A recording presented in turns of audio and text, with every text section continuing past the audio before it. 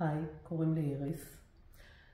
רציתי לספר קצת על התהליך שעברתי, כי אני חושבת שממש חשוב לאנשים לדעת שכדאי ורצוי לקחת מישהו שהוא יועץ משכנתאות, כי זה תמיד עוזר, ובסוף אני חושבת שהתוצאה הייתה הרבה יותר טובה ממה שקיוויתי.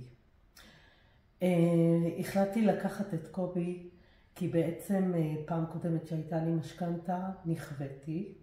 מה שקרה זה שלקחתי משכנתה בתנאים שאז נראו לי התנאים הכי טובים, ובסופו של דבר הגעתי למצב שבעצם לא עמדתי בהחזרים, ומה שהייתי צריכה בלית ברירה זה למכור את הדירה ולקנות אחרת במקומה.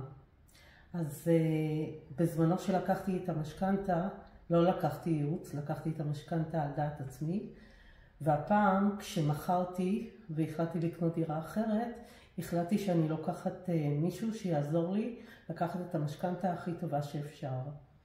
הגעתי לקובי דרך המלצה של המתווך שעזר לי למכור פה את הדירה. הגעתי אליו פעם ראשונה לשיחה. הייתה שיחה מאוד עניינית, מאוד מקיפה. עזרה לי ממש להבין הרבה יותר טוב ממה שהבנתי לפני, איך ומה נכון לקחת. ובעצם הוא גם עזר לי מאוד להחליט לכמה זמן הכי נכון לקחת את המשכנתה, ומה בעצם התוכנית שהכי מתאימה לי.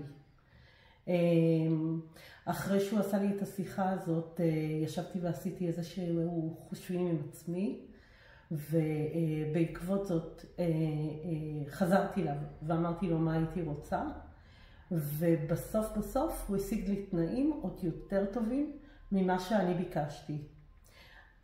מבחינתי מה שהיה הכי טוב והכי אמר לי שעשיתי את הדבר הנכון היה כשקיבלנו הצעה מבנק אחד, והבנקים האחרים אמרו שהם לא יכולים להתמודד עם ההצעה הזאת, הם אפילו לא יכולים להתקרב אליה.